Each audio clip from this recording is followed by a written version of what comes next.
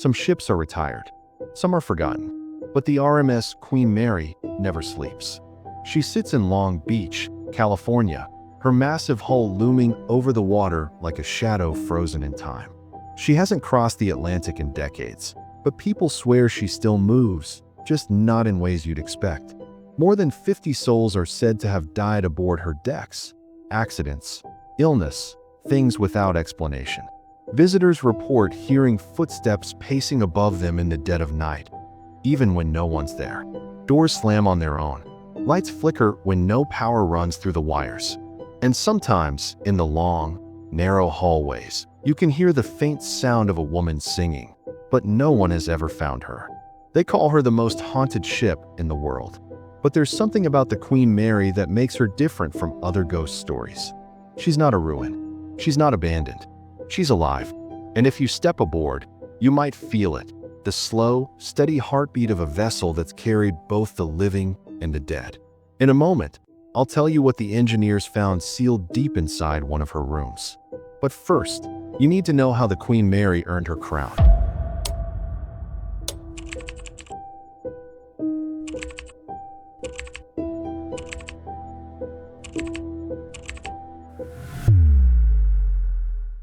Before she became a legend in the paranormal world, the RMS Queen Mary was the pride of British engineering, a floating palace built not just to cross the Atlantic, but to do it in style. She was launched in 1936, during the golden age of ocean travel.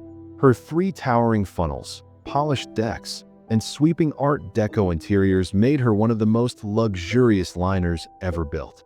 Celebrities, politicians, and the wealthy elite crossed oceans in her suites, sipping champagne while the world's troubles felt like they were an ocean away.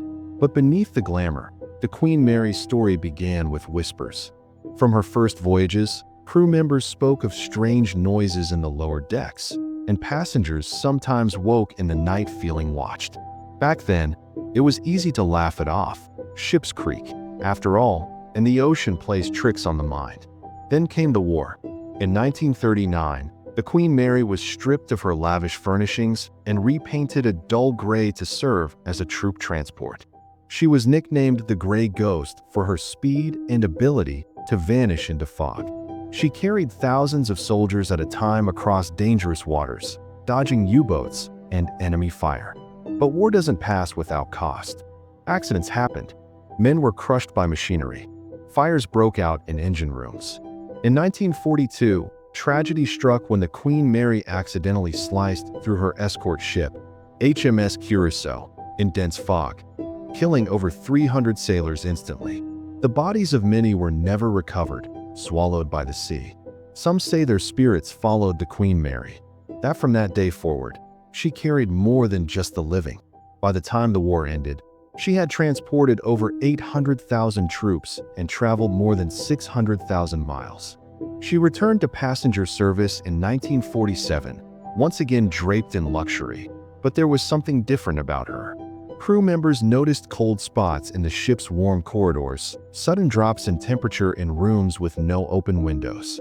Passengers complained of unsettling dreams, or of waking in the night to the sound of footsteps stopping right outside their cabin door and not moving for hours. Whether it was the war, the tragedies, or something older that had attached itself to her, the Queen Mary had changed. And she wasn't done collecting stories. The Queen Mary may be retired from the seas, but she's far from empty. Visitors today can tour her decks, dine in her restaurants, even spend the night in her cabins. But among the ship's shining brass and preserved history, there are places the guides will warn you about. Places where the air feels heavier, where you might step in a little braver than you should and leave a little quieter than you expected. Door 13, Engine Room. Deep in the bowels of the Queen Mary, where the heat of the engines once pounded against steel walls, stands Door 13. It's an airtight, watertight door, the kind that seals instantly to protect the ship in an emergency. In 1966, a young crewman named John Petter was crushed here during a routine drill. Since then, countless visitors and staff have seen a tall man in overalls, his face pale, standing near the door. Sometimes he simply watches. Other times, he turns and vanishes into the steel itself. People claim to feel a sudden force pushing them away from the doorway, as if an unseen hand is trying to warn them. The first-class swimming pool. The Queen Mary's first-class pool is a relic of the ship's glamorous past. Ornate tiles, polished ladders, and the ghost of something unseen. The pool has been drained for decades, but guests still report the sound of splashing water. Tour guides tell of wet footprints appearing across the tiles, leading nowhere. Some have seen a young girl in a 1930s swimsuit standing at the deep end, holding a teddy bear. She never speaks. She just looks at you until you blink. Cabin B340. And then there's Cabin B340, the most infamous room aboard the Queen Mary. It's been closed for years, sealed off after a series of disturbing incidents. Guests who stayed here reported sheets being pulled off their beds in the middle of the night, faucets turning on by themselves, dark figures standing in the corners. One man awoke to find his suitcase unpacked and every single item stacked neatly in the center of the bed. Another swore that something whispered his name over and over, right against his ear. Paranormal investigators have recorded knocks, bangs, and muffled voices inside B340 when the room was locked and empty. Some say the activity comes from multiple spirits. Others believe it's one presence, changing its form to keep people guessing. The shadow figures. Beyond specific rooms, there are the shadows. People walking the ship often report fleeting silhouettes at the edge of their vision. Tall, thin figures that vanish when you turn your head. Security footage from the late 90s shows a man in a naval uniform walking along an empty corridor, except he's slightly transparent. His walk ends at a bulkhead wall that shouldn't open and doesn't. Even skeptics admit there's something strange here. You can feel it when you walk the narrow hallways at night, the sense that you're not walking alone. The way your footsteps echo, but not in sync with your steps. The Queen Mary is a museum now, a hotel, a wedding venue. But those who've stayed overnight will tell you, when the lights go out, the ship isn't just an artifact. She's awake, and she's watching. For decades, the Queen Mary's hauntings were treated as separate stories. A ghost here, a shadow there, a cold draft in the wrong place. Easy to chalk up to imagination. But in the late 1990s, a team of preservation workers made a discovery that changed the way people thought about her. And it began in the one part of the ship that tourists never see, the sealed storage room.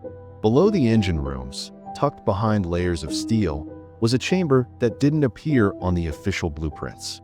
It was found when crews were repairing corroded pipes and came across a welded-shut bulkhead door. Breaking through, they stepped into a space thick with stale air, a storage room, or so it appeared. Inside were rotted crates, old rope, and scattered tools. But against one wall was something stranger, a row of wooden boxes, each with strange markings burned into the surface. The markings weren't shipping labels. They were symbols. The workers described them as like no language we'd ever seen. Jagged, circular, almost alive. Some boxes were nailed shut, others splintered open, revealing objects wrapped in oilcloth. A brass compass with no needle, a length of chain that was warm to the touch, and, in one case, a small wooden figure with hollow eyes. No one could say where these came from, but older crew members remembered whispers about the ship carrying special cargo during the war, things confiscated from enemy vessels, items never meant to be unloaded. The connection. Paranormal historians suggested something unsettling, that the Queen Mary might not just be haunted by people who died aboard her, but by whatever clung to these objects. The pool ghost, the man at door 13, the shadows in the hallways. What if they weren't separate spirits at all, but pieces of something larger, bound to the ship itself? One psychic who visited in 2001 refused to return after being shown the sealed room. She claimed the ship breathes, that it has absorbed the pain, fear, and death of decades, and now wears it like a second skin. It's not a haunted house, she said. It's a haunted body. The disappearance. In 2005, a contractor working on a private restoration project went missing on board. Security cameras showed him entering a maintenance corridor near the sealed storage area and never coming out. His tools were found neatly stacked against the wall. His flashlight lay on the floor, still on, the beam pointing into an empty corner. Some believe he found something he shouldn't have. Others think something found him. Since then, the storage area has been locked again, welded shut for safety reasons. Officially, it's just an unstable space with dangerous air quality. But the staff won't talk about it, and guides will steer you away from the subject if you ask too many questions. Still, if you walk the ship late enough at night, and you stand near the right section of hull, you might hear it, a low, metallic thump, as if something is knocking from the other side. The Queen Mary rests now in Long Beach, California, motionless, tethered to the shore. She no longer cuts through the waves, but her presence is anything but still. Tourists come for the history, ghost hunters come for the thrill, and some never really leave. You can walk her decks on a sunny afternoon and feel perfectly safe. You can wander her restaurants, listen to the tour guides, and think it's just a ship. What's the big deal? But if you're there after midnight, when the air cools and the crowds are gone, something changes. The corridors feel longer, the silence gets heavier, and the ship starts to feel like it's listening. People who've stayed overnight often speak of vivid dreams. Dreams so real they wake up unsure if they were sleeping at all. Dreams where they're walking down the same hallways, only they're not alone. There's a figure just ahead, or just behind. Never close enough to see clearly, but close enough to hear the slow rhythm of its steps. The strangest part? Guests who've never met, who stayed in different cabins, describe the same dream. Historians will tell you the Queen Mary is one of the most haunted locations in the world. Psychics will tell you she's a living entity. Skeptics will say it's all in your head. But here's what no one can explain. Why so many people, years after visiting, say they feel pulled back. Why they book another tour, another night, just to walk those corridors again. Some say it's just curiosity. Others believe it's the ship herself, reaching out, remembering you, wanting you to return. And if you ever do, she'll be waiting. So tell me, would you dare spend the night aboard the RMS Queen Mary? Or would you rather let her haunt you from a safe distance? If you enjoyed uncovering her secrets, make sure you subscribe, because there are more places, more stories, and more shadows that we're going to explore together. And some of them might not let go so easily.